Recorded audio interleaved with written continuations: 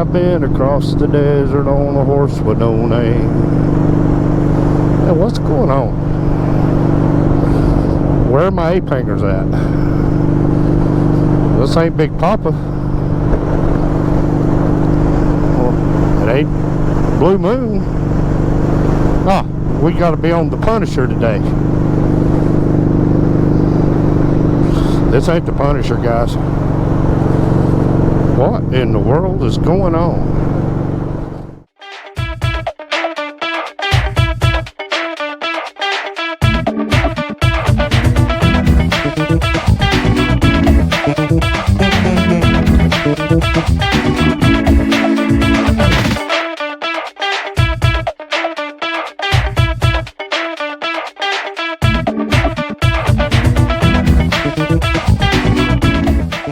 Alright, guys. Sorry about messing with you. So what we are on is not Big Papa, Blue Moon, or the Punisher. This is a 2002 Harley Davidson Revolution Max V-Rod. This is essentially Harley Davidson's hot rod that stayed in production for a while. And it has been made readily available for me to ride and shoot content on and maybe give a long-term review. So I couldn't pass up the opportunity. So let's get back on the road here, guys. This thing is a monster. It's got the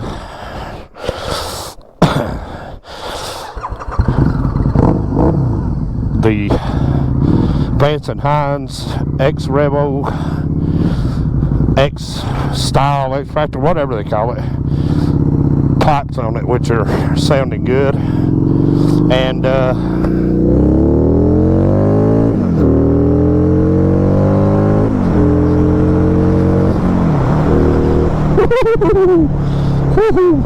yeah, this thing will fly, guys. It has a Screaming Eagle Stage 1 computer booster on it. And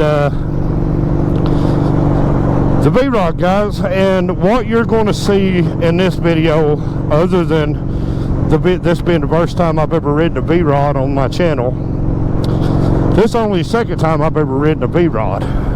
First time on my channel. But what you're going to see, another first, is T-Bone eating crow. Because when this motorcycle first came out, I just took a passing glance at it because I didn't really think it was attractive, didn't really care about it, never really gave it another thought, because in my mind what I considered this bike to be back when it very first came out in 2002 was a rip-off or some kind of knockoff of a Sportster, because it's a small cruiser like a Sportster. It's low slung like the Nightsters, hot rod looking, but that's where the similarities end, because this right here is nothing like a Harley Davidson Sportster. Although it probably catches just as much flack as the Sportsters do, this thing is a monster. You know, it's built for the short run, but it was built, they call it the V-Rod, which is hot rod, basically the V-twin hot rod. It's got some pep to it. So this bike was made readily available for me to ride, shoot content on, kind of give a review on. So I like it. That's me eating crow now, is to say, guys, I like the bike. Maybe when they first came out, I was a little bit too quick to not give them an opportunity or not give them a chance, which is a hard pill to swallow, to admit that you're wrong. But I might have been wrong about this one, guys. But you know, everything that a Harley Davidson is, this bike isn't. outside of just being stamped with the Harley Davidson name and having the Revolution Max engine on it, this bike was a trendsetter. It's been ripped off by a couple other companies to look as, but there's no similarity here. It kind of feels like you're riding a low-slung Sportster until you bust the throttle, and then that's where the difference begins. That's where the similarity ends. But we're going to ride this thing some and see how we like it, and I like it. I mean, it's a fun bike to ride. But that's kind of what I'm wanting to do with my channel here, guys, is to check different bikes out, not get stuck on the same old routine all the time. Because to be honest with you, the Blue Moon cranks and runs. It's a running bike. I could ride it, but I've got a hole in one of my exhaust pipes, and I've either got to get Milkman to clean that thing up and weld it and rewrap it for me, or I've just got to try to find me a set of exhausts for the Dyna Super Glide. And if you're out there watching this video and you've got an extra set of exhausts laying around that you want to get rid of for a Super Glide, give me a call, let me know if you want to get rid of them. Hit me on Facebook and let me know. Lady, I don't know why you're bowling up stopping in the middle of the road. Jeez. But I've got to get the exhaust fixed up on the Blue Moon. Of course, Big Papa is always ready to go. That's my pride and joy there. But yeah, this and I thought it was purple, but it's not. It's actually, this is a Harley Davidson original color, black cherry. And I'll tell you something, guys, I think it's a good looking paint job on the bike. Plenty of chrome, plenty of all the things that make it look nice, but it's got plenty under the heads that make it go nice too. So, but tell you what, guys, let me do a couple of things here real quick and I'll get right back with you. Y'all stand by. Alright, guys, I hope the audio's coming through as always. If not, I'll back up and I'll give you the dime tour. But I hate pumping gas on camera, so I try not to do it. That's just kind of, you know, it's kind of hokey to me to be on camera pumping gas, but nonetheless, out here just gonna take a little tour with the V-Rod, guys. I'll be honest with you, this I talk so like I said before, I talked so much crap on these bikes when they first came out, and of course I'm man enough to admit that I talked crap when I didn't need to, when I really didn't know what I was crapping about. But I'll be honest with you, the more I ride this thing, the more it's growing on me. And of course, there's tons of videos online that you can look up. People have turned these bikes into drag bikes, drift bikes, hot rod bikes for this and that. Milkman and them's out of town on tour themselves. They're on vacation. But just tell you what, guys, probably where this bike right here is going to feel most at home is on the back roads, just out cruising the back roads, get into some twisties and play around. Probably where this bike's going to start feeling at home at. Of course, most Sportsters, that's where they feel at home at, is hitting the back roads and cruising. And I've been told this bike here has been to Niagara Falls and back. It's been a tour bike instead of just a cruiser, but we're going to get some cruising use out of it. Tell you what, we're getting close now to breaking into full spring. We still got to get through Dogwood winter. We got to get through Blackberry winter, but that won't be no problem. We'll get through them and then we'll get on into summertime, where we can start shedding jackets and gloves and stuff. I know there's a lot of people against what they call squidding, riding a bare arm and a bare hand, but that's the way I've always did it. People say, well, dress for the slide, not the ride. Well, I want to enjoy the ride. I really do. But You know, back on this B-Rod though, guys, I'll tell you,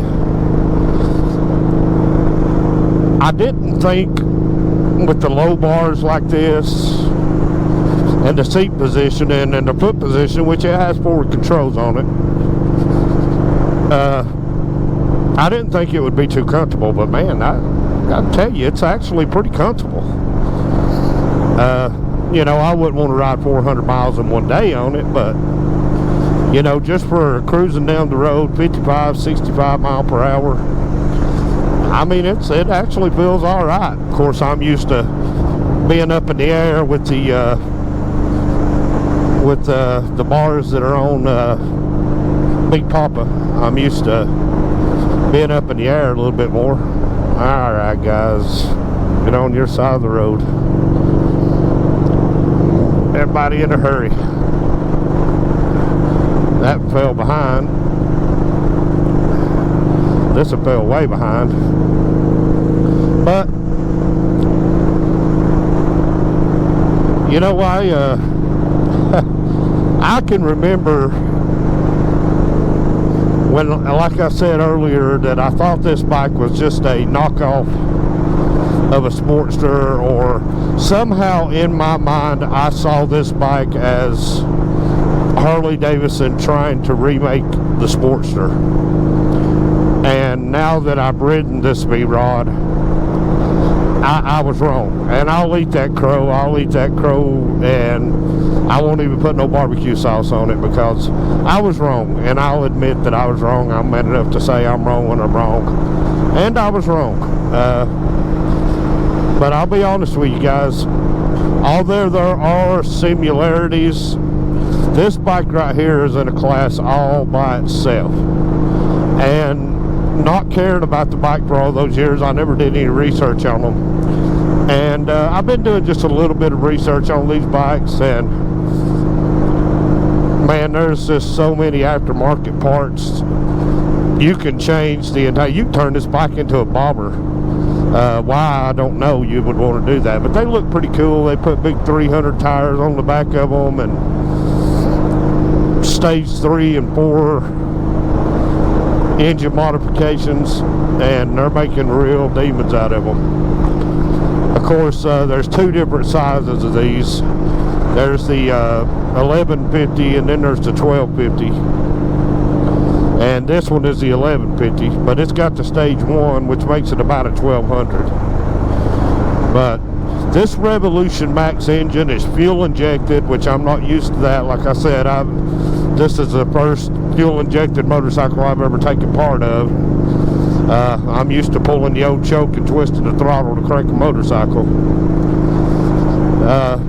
It doesn't have a very big tank on it. That's one thing it does share with the Sportsters that have the 2.5 gallon peanut tanks on them.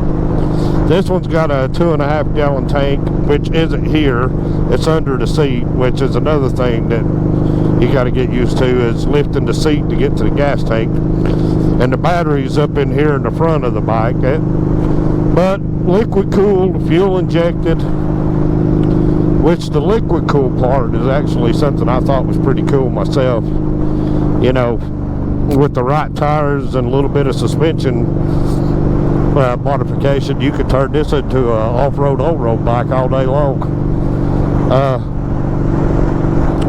And I noticed with the 2.5 gallon tank with the Screaming Eagle tuner that's on it, if you stay on it hard, it's it's pretty hard on gas. It's not a 120 mile tank if you get on it a lot, because this thing's geared. We're in 5th gear right now, running 50 mile per hour.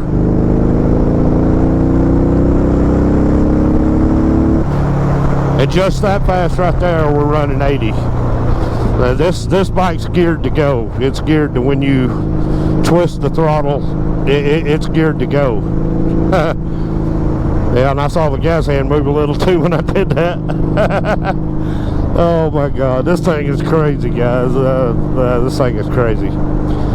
But you know, to get out, cruise the back roads, which I shoot a lot of content just cruising the back roads. This is a nice little cruiser, which the Super Glide is a nice little cruiser. Of course, the Fat Boy It's a little bit bigger. It's geared more for jumping on, going them long highs like up the tail of the Dragon and across the Cherahalla, which you could certainly do that on this bike, and I might, as the summer wears on, I may take it on a longer run. But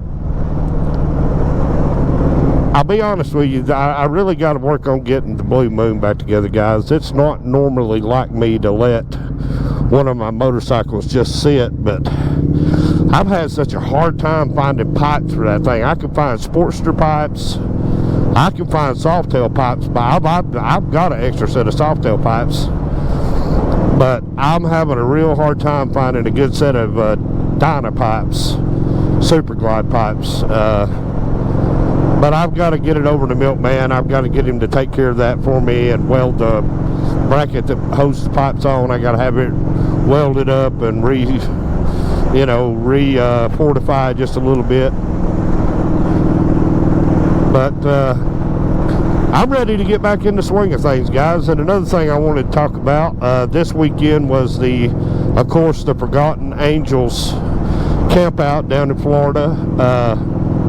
And of course, this time they had a raffle going for a Ford Ranger pickup, which was a trimmer. They had a trailer, and then they were giving away that and a Lowrider S, a new Harley-Davidson Lowrider S, which was beefed up to a 131. They had special fairing built for it, kind of like a ST, bags on it. But guys, I'm gonna be I was kind of surprised. I was hoping that it would bring in good money, kind of like Road King Kong did when they raffled it off, and kind of like what Jared Weems' bike did. But guys, they brought in, the last count I had, I watched the live feed from Shade Tree Surgeon channel on YouTube yesterday evening. They were at $401,000. Nearly $500,000 was raised for Forgotten Angels. So, man, my hat's off to the folks down at Tampa that Burt's Barracuda, Burt's Black Widow, the Harley Davidson dealerships, of course Ford for donating a truck. I mean, they really have done a lot to help that charity, to help out those young men that are raised out of foster care, and basically they were just tossed back out into the world and turned loose and said, hey, here's a garbage bag, take care of yourself, good luck. And nobody cared about them after they couldn't get a check from the state for taking care of them anymore. So that, to me, that's and it's not just throwing money at the problem either, and that's kind of something I want to talk about right there for a second. Is that money that came from that raffle is not just throwing money at the problem. And that's a big deal. They're not just throwing money at a problem. They're actually taking this money, they're investing in getting these kids driver's license, clothes, shoes, helping them find jobs, helping them get, like I said, their driver's license. While they're there, they learn how to drive a car. They live in tiny homes. I mean, they're basically shown the skills that they need to get out into the real world and survive and live and become productive members of society. And that's kind of what the Forgotten Angels is all about. It's not about just, you're buying a $25 raffle ticket or you're donating money to a charity. This don't hit any limbs on the way down, as the way Shade Tree Surgeon always says it. It's going straight to this one charity to help out these kids out. And the campground is kind of an invitation, come down, see the campground, see where they live, see what's going on, see it for yourself, essentially, is what it's all about. so you can see where your money is going. You know, you're not just taking somebody's word for it that, yeah, this is okay. Well, yeah, you say this is where my money's going, but is this really where my money's going? But hats off. Congratulations to those guys and gals down there in Tampa for another successful camp out, for another successful raffle. And I'm sure as the day today goes on, jump on YouTube, just type in Forgotten Angels. You'll pop up Sage Shade Tree Surgeon. You can do this anytime. Of course, this video will be coming out way after the camp out's over, because you'll see another video that I made before this one. But you know, give them a look, see what you think, and I'm sure that there'll be some kind of new raffle beginning probably a week after the old raffle ends, because they do the campouts twice a year, every 6 months, or so you got time to check up on it, see what you think about it, see what you like about it, make sure it's something that you want to be a part of, and something that you're interested in helping. But man, they had a good raffle this time, which, you know, Big Road King Kong brought in $250,000, and the truck and the motorcycle together has brought in nearly $500,000. So that's something to hang your hat on and be proud of, because you know it's going for a good cause. It's not just, you know, giving money to be giving money. You're not just throwing money at a problem. You're actually throwing money toward a situation to help the guy who runs this, named Dave, and his wife Cindy. You know, they work to make sure these kids have got some kind of life skills to live, you know, just to live.